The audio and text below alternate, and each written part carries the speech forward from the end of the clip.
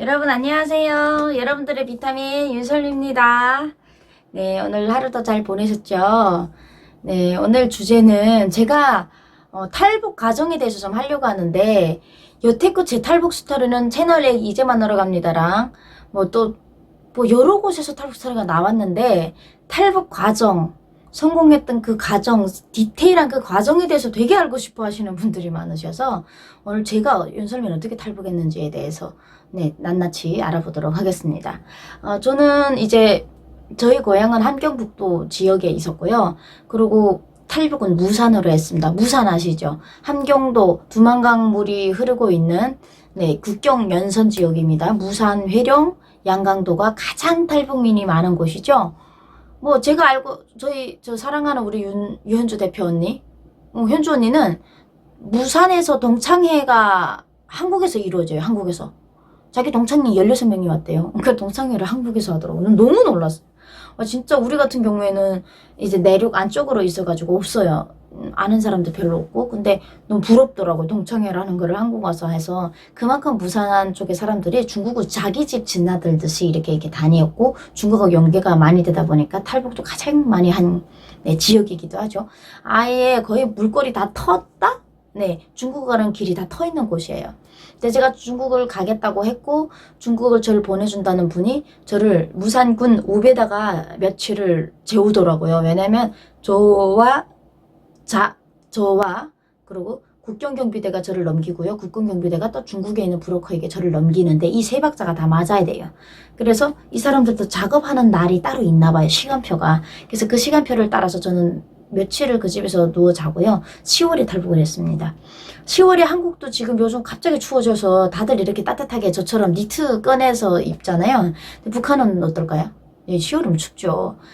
제가 있던 전거리 교도소는 10월 22일에 첫눈이 내립니다. 20일부터 22일 사이에 첫눈이 항상 내렸습니다. 해마다. 그만큼 추운 곳이죠. 저도 10월 말일에 탈북을 했는데 엄청 추운 거예요. 너무너무 추운데 그 패딩? 그런 거는 뭐 많지 못하고 섬으로 만든 동복 같은 거 그런 거를 입고 제가 이제 약도를 주더라고요. 저를 보내주기로 한 분이 무산 그 읍에서 저한테 약도를 주면서 저를 분장을 시키더라고요. 할머니 분장을요. 그때 제 나이가 22살인데 얼굴에 수검둥이 묻혀놓고 떼꾸락지 만들어놓고 제가 입고 있던 온전한 옷 다 벗으래요. 그거 입고 다니면 무조건 잡힌대요. 그래가지고 옷을 다 벗고 이상한 할머니 옷을 무릎 바지 앞에 다 나온 거 입고 지게를 지어주더라고요. 나무 지게. 이게 어깨에 지게 있고 뒤에 이렇게 나무가 막 있는 거. 그런 거를 메고 대낮에 무산에도 무산 사람들도요. 그 두만강 연선 지역 그 도로를 지날 때는 100% 신분증 검사를 해야 돼요. 근데 신분증 검사도 선택이더라고요. 안 하는 건 안 해요. 그러다 보니까 할머니처럼 해가지고 저에게 약도를 주시면서 오후 2시에 떠나라는 거예요. 조금 밤이 늦어지면 100% 얘들이 이제 신분증 검사를 해요. 그럼 저는 무산 사람이 아니잖아요. 그럼 거기서 걸리면 그냥 바로 중국 가려 했던 게 딱 거기서 그냥 뽀록이 나버리는 거예요. 그래서 걸리지를 말아야 되는데 자기들은 안 나서더라고요. 사람이 2명, 3명이 되면 의심이 또 된대요. 그래서 저를 할머니처럼 분장해서 저는 이렇게 어디 힘도 없는 할머니처럼 천천히 걸으래요. 그 초소를 한 4개를 통과했는데 통과할 때마다 어디 그러니까 옆에서 막 건드려도 그냥 훅 넘어지고 힘이 없는 척 연기를 하라는 거예요. 그래서 연기를 하면서 천천히 걸어서 심장이 막 튀죠. 이제 잡히면 나 이제 얼굴 딱 뺏기면 얼굴 젊은 애인데 너 왜 이랬어? 이러면 그냥 뭐 중국 가자는 거잖아요. 그래갖고 정말 오후 2시쯤 되니까 애들이 초소에서 다 자는 거예요. 그래서 그냥 수수 걸어가지고 그 보내준 약도로 갔는데 그때 갈 때 뭐라고 했냐면 이 약도로 도착을 해서 산 쪽으로 위로 조금만 걸어 올라가면 공동묘지처럼 가랑잎이 이렇게 쌓여있는 곳이 있다. 그 안에 구멍을 파고 가랑잎만 가득 채워 넣었으니까 10시에 널 데리러 성희 엄마라고 부르는 사람이 오면 따라 나서야 되니 2시부터 10시까지면 7시간을 밖에서 네가 얼어야 되니 그 안에 들어가 있어라. 그게 이불 삼아 되게 따뜻할 거다. 그러더라고요. 낙엽이요. 그래갖고 정말 그 도착해서 조금 위쪽으로 올라걸었더니 대박. 엄청 큰 이래 산더미 같은 네, 그런 가랑잎이 이렇게 쌓여 있고 거기는 사람들이 원래 못 들어가게 된 곳이라 잘 안 들어가는 거예요. 보니까 그 안에 락엽을 잔뜩 넣어놨더라고요. 저 같은 사람들을 숨기는 곳인 거예요. 그 안에 들어가서 락엽을 이불 삼아 덮었는데 되게 따뜻하더라고요. 그게. 그러고 금방 잠이 들었어요. 근데 잠이 잘 안 오죠. 빨리 10시가 돼서 여기서 잡히면 안 되니까 빨리 이제 두만강 넘고 싶은데 위치가 어땠냐면요. 제가 있는 데서 머리만 이렇게 내보내고 딱 봤더니 제가 있는 산역 거기가 한 도로에서 한 20m 정도 올라오면 제가 있는 곳이고 20m 아래 이렇게 도로가 있고 거기 초소가 있어요. 도로가 있고 그 다음에 두만강이고 그 다음에 중국인 거예요. 중국과 제 사이가 200m도 되나마나하게 그리고 가까운 데서 계속 이러고 있는데 정말 10시쯤 됐더니 성희 엄마 이러고 어떤 남자가 찾더라고요. 그래서 일어나 봤더니 얼굴을 못 보게 하더라고요. 밤이라서 워낙 북한이 새카만 나라잖아요. 얼굴도 볼 수 없는 데다가 수건을 꽁꽁꽁꽁 뒤집어 써가지고 여자인 줄 알았어요. 차림새가. 북한은 남자들은 수건 안 쓰고 다니고 뭐 한국도 남자들도 수건 안 쓰잖아요. 여자처럼 이렇게 삼각 수건을 이렇게 메고 목소리는 남자인 거예요. 그러더니 따라오래요. 그래서 저 여기다가 보내주신 그분은 어디 갔어요? 그러니까 그런 거 묻는 거 아니래요. 그런 건 알 필요도 없고. 이 여자는 벌써 빠져 있고요. 이 여자는 저 애를 국경경비대 오빠에게 넘긴 거예요. 그래 국경경비대 오빠의 임무는 뭐냐? 저를 데리고 두만강을 넘는 거예요. 두만강 넘어서 중국 브로커에게 저를 인계를 하고 중국 브로커에게서 저를 넘겨준 값을 받는 거죠. 돈을 누가 공짜로 탈북시켜줍니까? 왜냐면 탈북 도우미 했잖아요. 이제서만 브로커. 그러면 그건 북한에서는 그거를 법적 처제로 해서 10년, 20년 무기징역 초창기에 놓고 총으로 쏴버렸어요. 총살을 했어요. 목숨 걸고 누구의 운명을 바꿔주겠다고 그 사람들 공짜로 일합니까? 말도 안 되는 거죠. 그 사람들 돈을 당연히 나가 돈이 많아서 줘야 되지만 탈북을 하는 여성들이 돈이 많았으면 탈북을 안 합니다. 그렇기 때문에 넘어가면 브로커들이 그 돈을 수고비를 이 여자 데려놓고 고생했다고 주면 얘들이 받는 거죠. 그게 바로 북한에서 말하는 인신매매인데 정확히는 탈북 브로커입니다. 그 사람들이. 제가 봐서는 그 사람들이 탈북 브로커예요. 그런 사람들이 없었으면 오늘날에 탈북할 사람들이 한 명도 없다는 겁니다. 그 사람들이 주면 중국 사람들이 저를 인계를 받아가지고 중국 사람이 이제 안쪽으로 데리고 들어가서 이제 시집을 보내고 이런 방법으로 지금 탈북이 이루어집니다. 근데 그 어떤 이런 방법이 아니면 사실 탈북이 성공할 수 있는 가능성이 없어요. 누가 탈북자 땡돈 한 푼 없고 아무것도 모르는 사람을 중국에서도 그게 중국 법에도 위반되는 거예요. 탈북자를 집에 두고 있는 것부터 불법이에요. 그래서 저희 시댁에서도 제가 나간 다음에요. 제가 경찰에 잡힌 다음에 벌금을 8,000위안이나 했어요. 북한 여자를 데리고 있으면서 신고를 안 했다고. 그러니까 그렇기 때문에 자기 와이프나 가족이 아니면 누구도 그런 위험을 감당할 수가 없는 게 현실입니다. 그래서 그 사람들 돈 받는 거예요. 그러니까 탈북 여성들은 돈 받는 거 알아요. 그래도 괜찮다는 거죠. 그렇게라도 도와주는 사람이 있어야 그 지옥 같은 북한 땅을 탈출할 수 있기 때문에 그런 식으로 오는 거예요. 그래서 그 오빠야를 따라가 봤더니 인민군 오빠야예요. 왜냐면 인민군 경비대 애들이 쓰는 말투가 딱 있어요. 함경북도 무산 쪽에는 뭐, 야, 밥 벌어먹고 살겠니? 이런 말을 하잖아요. 그러면 혼자 왔니? 이렇게 연기라고 거의 똑같이 말을 써요. 그런 말을 쓰는데 인민군은 그렇게 안 합니다. 어딥니까? 그랬습니까? 그랬지 말입니다. 이런 얘기를 쓴다는 거죠. 근데 걔가 그렇게 쓰더라고요. 딱 인민군 말투가 딱 들리면 알아요. 아, 인민군이 나를 데려가고 있구나 했는데 10월인데요. 살얼음이 쫙 껴온 거예요. 너무 추웠어요. 심장이 얼어붙는 줄 알았어요. 아무것도 모르고 그냥 발을 떡 들이밀었는데 걔가 무슨 고무고 바지 같은 거를 입더라고요. 지만 입고 나는 안 입히더라고. 이거 없다고 자기는 이제 들어갔다 와서 이제 군무를 써야 되기 때문에 이거 한 벌밖에 없어서 자기밖에 못 입는다고 괜찮다고 그렇게 젊었으면 이 정도 물은 괜찮다고 해서 저도 처음 들어가 봤는데 두만강에 뭐가 서르륵 보니까 살얼음이 껴가지고 바지가 다 얼어붙었는데 심장이 그냥 꽉 첫 발을 내딛는 순간에 근데 소리 내지 말라고 해서 입 딱 막고 그렇게 하고 그 사람 손을 잡고 걸었어요. 근데 물은 다행히도 가슴 위 제일 높은 곳이 가슴 위를 안 오더라고요. 10월쯤 되면 좀 물이 좀 빠지니까. 그래 가슴 아래로 그렇게 해서 건넜어요. 건너고 보니까 중국의 대방이라는 사람이 이 사람에게 돈을 건네는 것 같더라고요. 이런 뭔가 해난 소리도 따닥따닥 돈 세는 소리도 나고 그리고 무슨 한 박스 과일이랑 뭐 오리고기 같은 거 그런 거 뭐 주문해 아 형님 하면서 서로 완전 관계가 기가 막히게 좋더라고요. 그리고 뭐 잘 부탁드립니다 이렇게 저를 잘 부탁드린다 그래도 나름 그러면서 나보고 야 운이 좋아서 제발 잡히지 말아라 응? 잡힌 다음에도 니는 내 얼굴을 몰라서 나를 불 수도 없겠지만은 안 잡히는 게 똑똑한 거다. 그리고 몽골 쪽에 들어가지 않게 시집 보내지 않게 해도 그때 알았습니다. 시집 간다는 거를. 근데 그때 그 상황에서는 정신이 다 하나도 없었기 때문에 뭐 처음에는 돈 벌러 간다 했는데 거기서 그 사람이 시집 가고 뭐 이런 얘기를 인민군이 하는데 그때 그 상황에서 제가 소리칠 상황도 아니고 아니에요 이럴 상황도 아니에요 빨리 여기를 떠나야 돼요. 저는 벌써 두만강을 넘는 순간에 북한 법으로 대역죄인이 된 거죠. 알겠다고 뭐 선택의 여지가 없는 거죠. 그래서 넘어서 중국 사람이 저를 딱 차에다가 태웠는데 세상에 저 그때 땡벌 노래 있잖아요.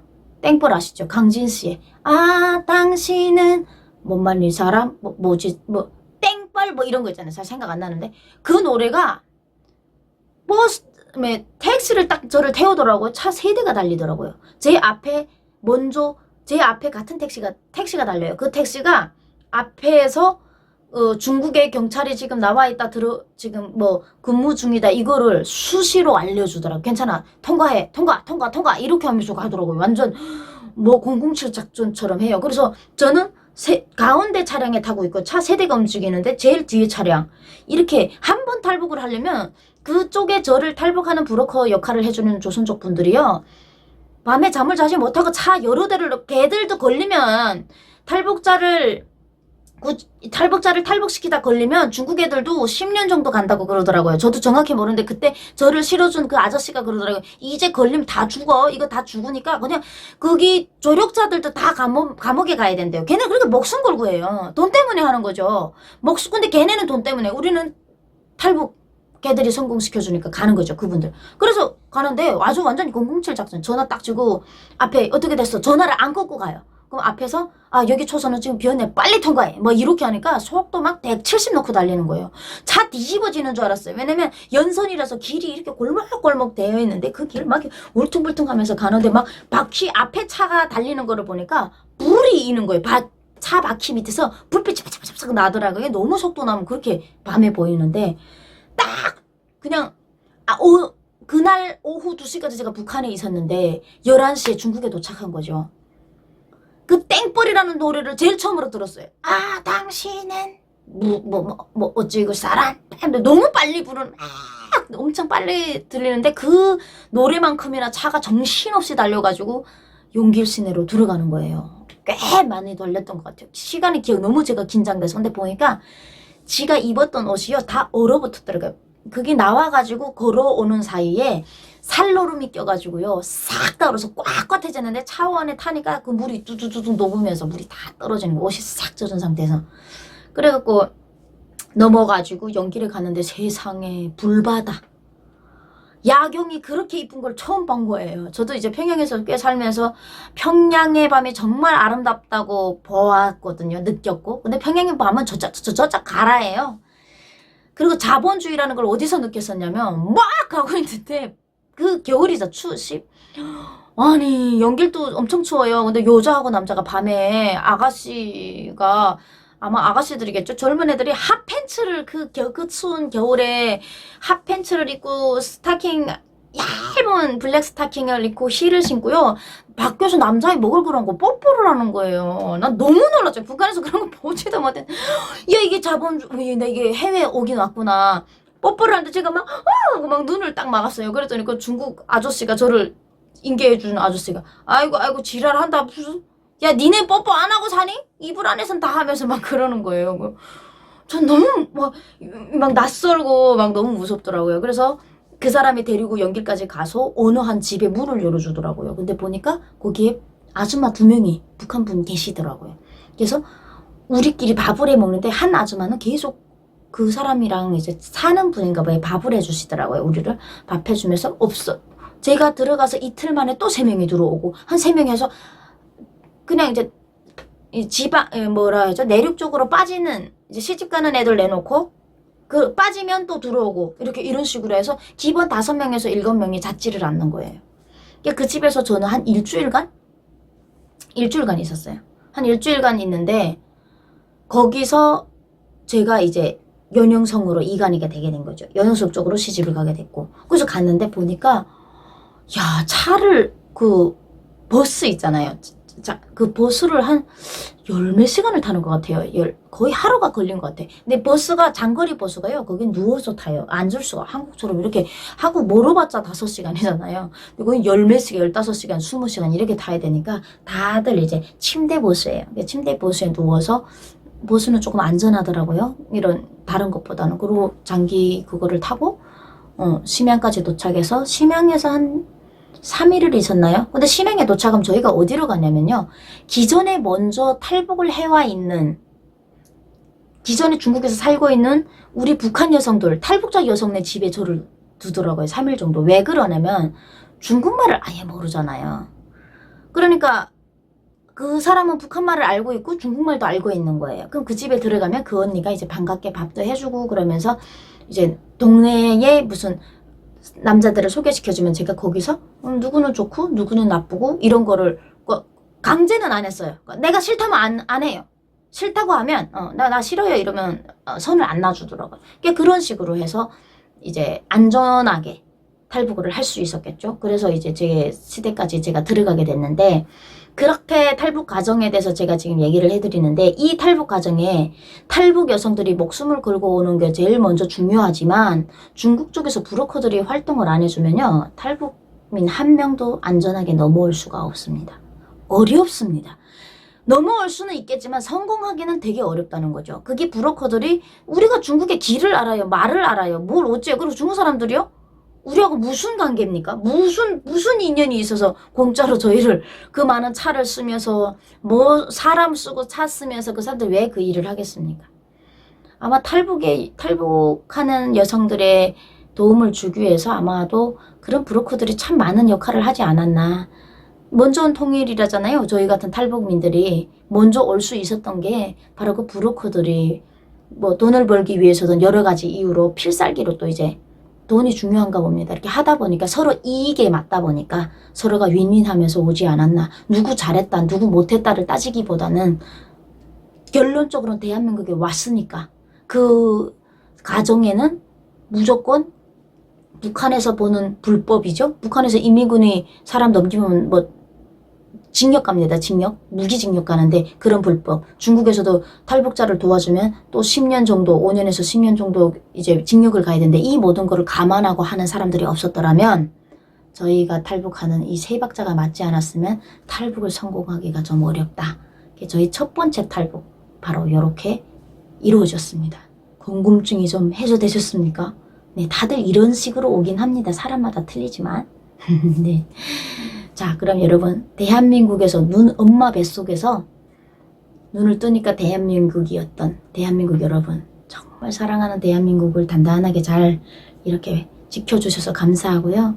또 이 나라에서 태어난 여러분들 얼마나 축복받으셨는지, 설미의 사투 어린 이 탈북 과정을 들으시면서 대한민국에 좀 더 대한민국에 태어난 것을 감사하게 생각하고 정말 축복받으셨다는 것을 느끼면서 오늘 하루도 행복하게 보냈으면 좋겠습니다. 저도 마찬가지로 성공을 했기 때문에 대한민국에서, 북한에서 태어난 것만큼도 북한에서 태어난 것도 너무 감사합니다. 왜? 북한이라는 땅을 경험을 하고 오다 보니까 오늘 자유 대한민국이 이렇게 행복하고 이렇게 아름답고 자랑스러운 나라가 아닐 수가 없습니다. 그래서 저는 내가 북한에서 태어난 게 너무 어떤 땐 억울하는데 요즘에 들어서는 그게 너무 감사합니다. 한국에서는, 한국 친구들은 맨날 사탕 먹던 친구들은 사탕이 그렇게 맛있게 단 걸 몰라요.